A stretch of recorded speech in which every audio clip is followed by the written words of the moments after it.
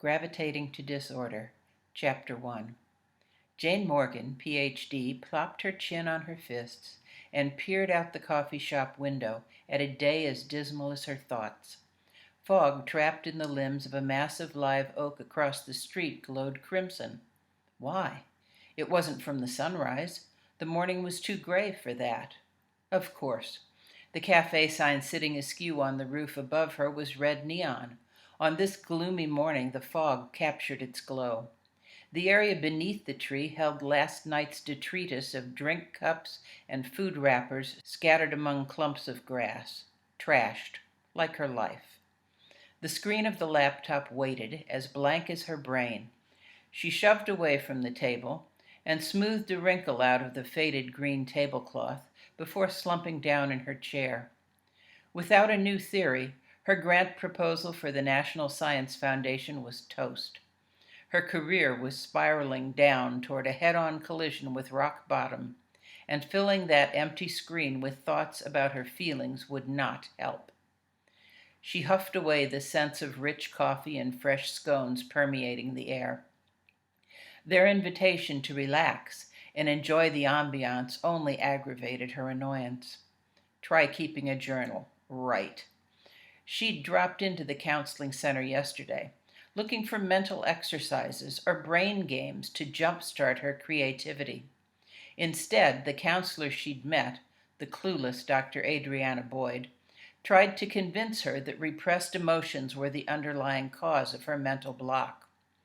I'll bet if I were a man, she wouldn't have told me I needed to get in touch with my emotions. I need an interesting new slant to get funding for my research. How I feel is irrelevant.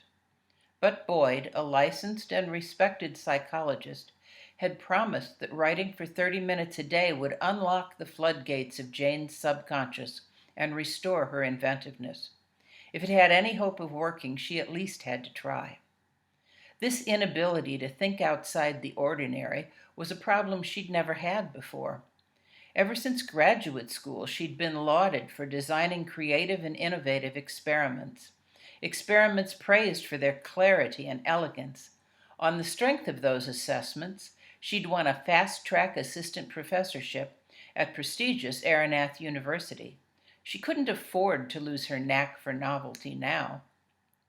And there was no point in seeking advice and then refusing to follow instructions. Miss? A young server hovered at her elbow. Can I get you anything else? No, just top it off, thanks. Jane forced a smile and bobbed her head, acknowledging the third refill of her cup. She grabbed 2 plastic containers of cream, peeled each open, and emptied both into the fragrant brew, watching as white curled to the surface of her drink, then clouded away. The cafe was growing crowded.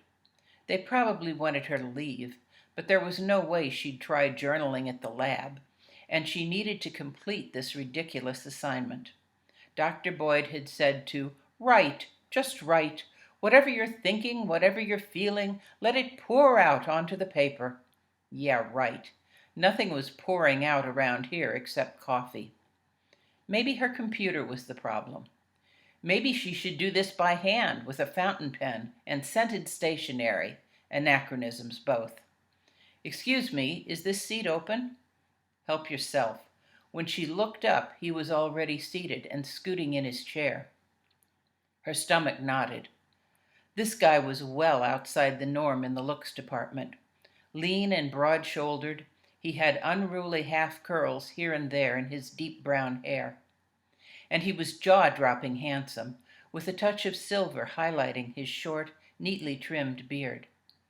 As he typed away on his laptop, the scent from his mug of dark roast teased her nostrils. Don't get excited. Be real. No way. True that. There was no way. She knew better than to hope for attention from a man who looked like that.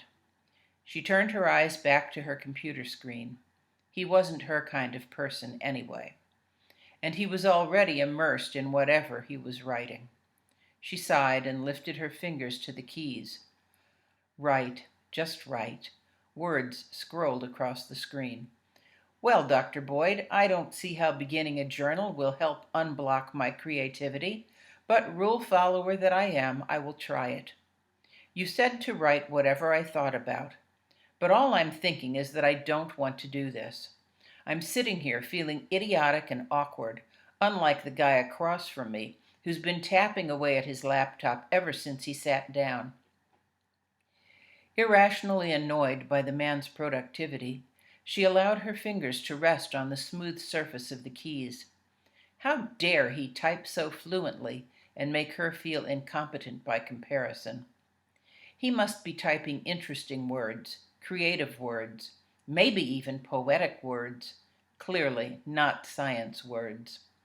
Aside from the fact that she'd have recognized him if he was a scientist from the research center, a surreptitious glance showed her he wore open-toed sandals, not dressed for the laboratory. Could be he was one of those work-from-anywhere internet entrepreneurs, attractive, but most likely superficial.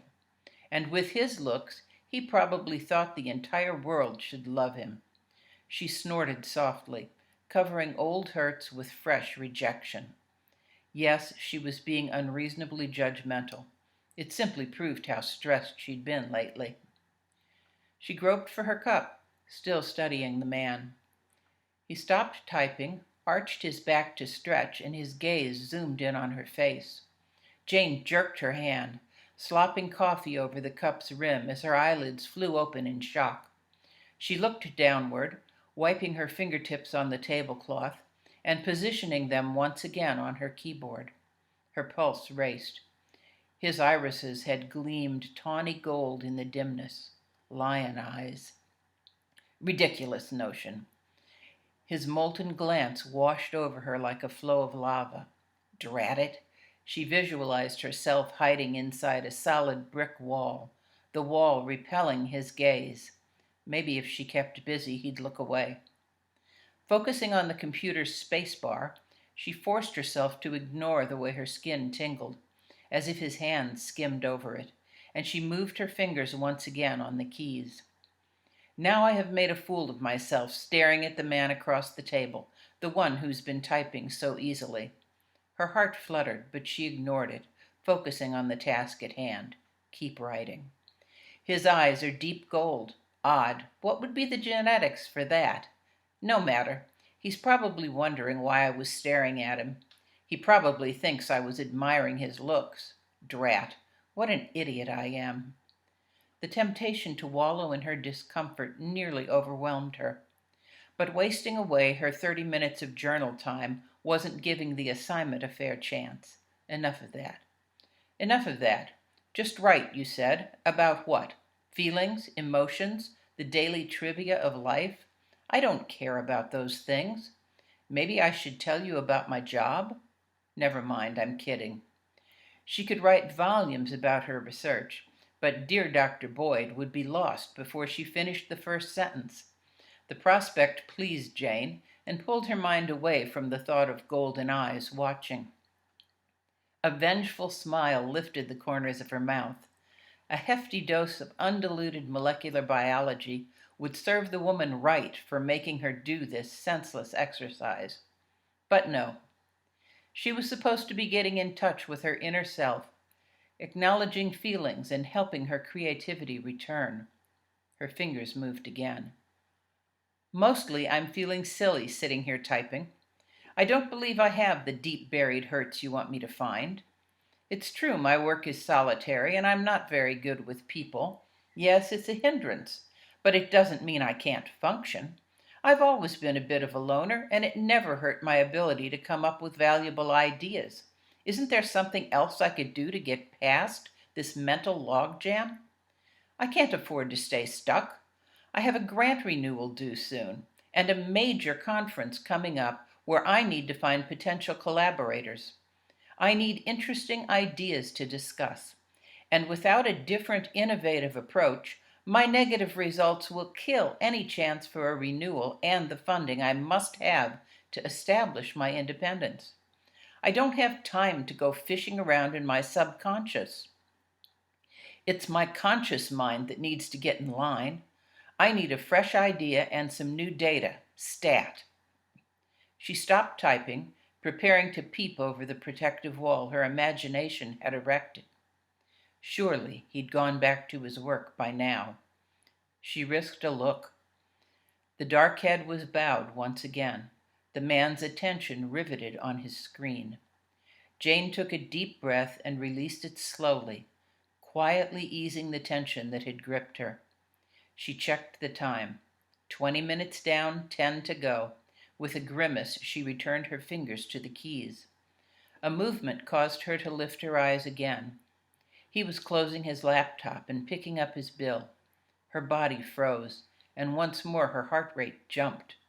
She waited, breath held, for those golden eyes to meet hers, for a polite smile or a friendly nod, some casual acknowledgement of the moments they'd shared. He didn't even glance in her direction as he walked away.